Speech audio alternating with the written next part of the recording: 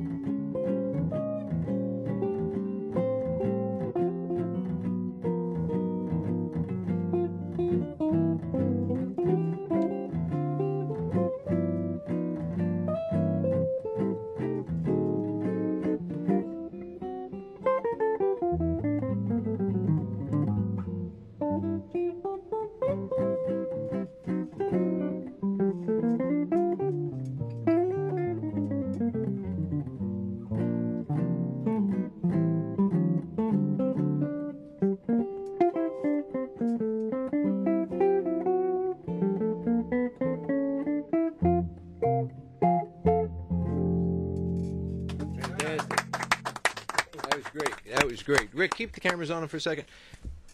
You guys, where do you appear? Do you make appearances? You play with jazz groups, or and how can anybody get in touch with you to book you? Well, I'm working every Friday at a place in Brick called La Fontana. Yeah. La Fontana Restaurant on Drum Point Road. Right.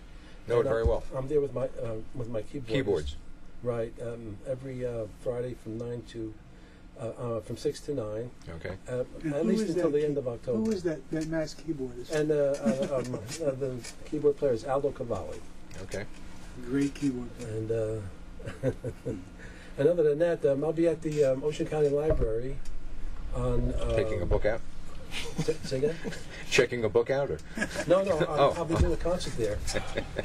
I'll be doing a concert there with Warren Miche, wonderful cornetist, December 17th. Okay. At the Mancini Library.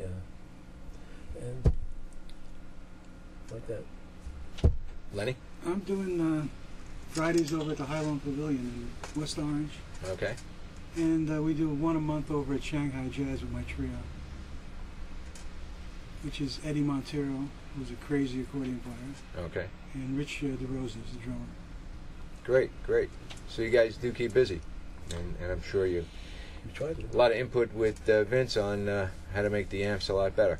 Yeah, we do some collaboration from time to time, you know, and it's been very rewarding as far as I'm concerned. In your background, have you played backup or played with? Oh, yes. Tell us some of the people you played with. That's what I'm asking. I can't even get the words out. I played with Ella Fitzgerald on the Tonight Show, and also at the Americana Hotel. Okay. In New York, and I also played with Jack McDuff, brother Jack McDuff, organist. Recorded with him. Recorded with George Barnes and Ruby Braff. And just been a lot of different places. Played at Birdland with Joey DeFrancesco, organist. How many years you been in the business? How old are you? I'm 32. Longer than that. That's good. And how about you? I played with on Kenny Rankin's first two records. I did a lot of studio work in the old days with Bucky Pizzarelli and all those guys. We had an amp club in those days, Marty. Okay. We had to have a key to open them up in the studios. We bought amps from all the studios. Wow. Bucky was the treasurer of the club. But we did many recordings with different people. So your background is pretty extensive and how old when you started playing the guitar? I mean, you just decided one day when you were a teenager or younger than that, say, I want to play the guitar? I was knocking around with it when I was 10 years old. And my father played guitar and mandolin. Okay. My mother played piano. Mandolin's great, isn't it? Yeah, yeah. Do you play the mandolin? No. Actually, Vinnie and I used to play together when we were kids. And he used to live in Clifton. We used to hang out at his house. Yeah. Tell him about that other band you used to play with. Which one? How far back do you want me to go? Go back as far as you want. Go on. When I was young, I played with Joey D and the Starlighters. Oh, did you? Ooh. Yeah. Okay. And went to Europe with them, And then later on, I played with the Four Seasons. I was on the road with them for a couple of years. Okay. So why are you holding all that information back from us? You're too modest. I left my book home. You left your book home. I can't remember all those things anymore. How could you not remember playing with the Four Seasons or Joey D? No, I remember. You just didn't want to tell us. What, you owed them some money or something? Not really. Well, that's great. I mean,